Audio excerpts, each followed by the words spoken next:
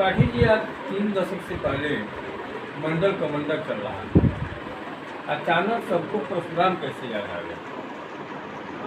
ये तो बड़ा सौभाग्य की बात है। और मैं ये कहूँगा कि आज जो ब्राह्मण शब्द हेपेटाइटिस के रोग के रूप में इस देश और प्रदेश के राजनेता और दल जानते थे और इस जान करके और नफरत करते थे। ब्राह्मण शब्द कभी इन लोगों की जुबान पर नहीं आता था। थोड़ी सी अंगड़ाई आई ब्राह्मणों में, एकजुटता का एक माहौल बना है, तो सारे दल ब्राह्मणों के प्रति अट्रैक्ट हुए हैं।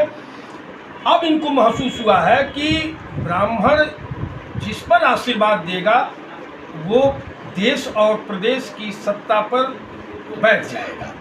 ब्राह्मणों का सबसे अच्छी पार्टी मानी जाती थी कांग्रेस, उसके बारे में आपको क्या ख्याल है? निस्संदेह रूप से अब तक अगर समीक्षा किया जाए तो उसको कांग्रेस के राज्य को ब्राह्मण राज्य कहा गया, लेकिन जब समय काल की बात है, कांग्रेस ने ब्राह्मण को छोड़ा या ब्राह्मण कांग्रेस को छोड़ा, निश्चित रूप से मैं ये कहूँगा कि कांग्रेस ने ब्राह्मण को छोड़ा। फिर वो विकल्प के रूप में बसपा को चुना, बसपा के बाद वहाँ उपेक्षा उसकी हुई, भाजपा को चुना, भाजपा में हुई उपेक्षा हुई, फिर सपा को चुना। इस तरह से करते करते बहुत बड़ी भूल किया ब्राह्मणों ने। भूल ये किया कि सत्ताच्युत तो किया और सत्तासीन भी किया, लेकिन अपनी कोई शर्त नहीं रखा। यही कारण है ब्राह्मण के उपेक्षा, तिरस्कार और उसकी दुर्दशा। बसपा और भाजपा में क्या अंतर है? हम तो ये कहेंगे कि भाजपा से बेहतर आज देश की सारी राजनीतिक पार्टियां होंगी, लेकिन भाजपा नहीं। भाजपा तो ब्राह्मणों के लिए विश्वासघाती पार्टी है। योगी जी भाजपा के नेता नहीं है, फिर अब योगी जी प्रहार क्यों करते हैं? अरे भाजपा की सरकार चला रहे हैं, वो भाजपा के नेता नहीं है, उनके सहयोगी ही माने। तो सरकार तो योगी सरकार उत्तर प्रदेश में चल रही है, केंद्र में मोदी सरकार चल रही है। अब वो भाजपा नहीं रही जिस भाजपा को समझ करके इस देश और प्रदेश के ब्राह्मणों ने पूर्ण बहुमत की सरकार अपने हित के लिए लाया।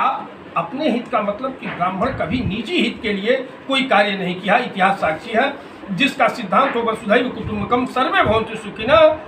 जिस ब्राह्मण का, जिस वर्ग का, उसका निजी हित कुछ है ही नहीं। समाज का हित, राष्ट्र का हित ही ब्राह्मण का हित है। आज मैं कहूँगा कि ब्राह्मण पर एक बारगी बदले की भावना से जो प्रहार किया जा रहा है, यह सनातन संस्कृति और सभ्यता और धर्म पर प्रहार किया जा रहा है, और ऐसे शासन में प्रहार किया जा रहा है जो हिंदुत्व की भावना का शोषण देश के हिंदुओं के मानसिकता से किया है। ये सबसे बड़ा कष्ट का विषय है। आज ब्राह्मणों के बहुत सारे नेता पैदा हो गए हैं। आप पता नहीं, संगठन बहुत पुराना है आपका। मनोज पांडे, अभिषेक मिश्रा, भाजपा के भी कुछ नेता आ गए हैं।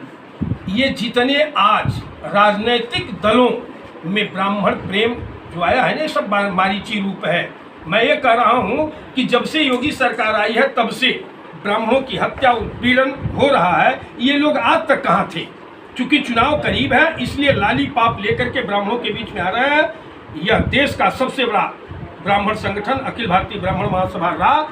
ब्राह्मणों को इनके मारीची रूप का शिकार नहीं होने देगा, और संगठित शक्ति के माध्यम से 2022 में इस प्रदेश का ब्राह्मण निश्चित रूप से इस ब्राह्मण हत्यारी सरकार को अपदस्थ करने का काम करेगा, और जिसे लाएगा तो सशर्त लाएगा कि बिना शर्त के हम किसी को आशीर्वाद या समाज नहीं करेगा।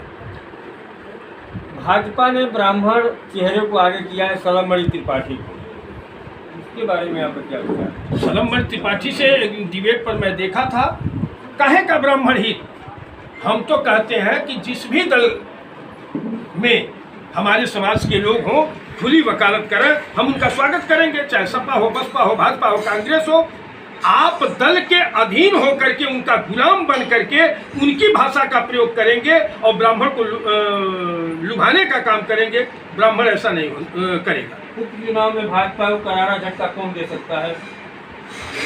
अभी आने वाले जब चुनाव आए तो देखा जा सकता है। जो भी झटका देगा भाजपा को, मैं निवेदन करूंगा ब्राह्मण समाज भारतीय जनता पार्टी हत्यारी भारतीय ब्राह्मण हत्यारी भारतीय जनता पार्टी को जमींदोज करने में जो भी सक्षम हो, ब्राह्मण संगठित होकर के उसे जिताने का काम करें।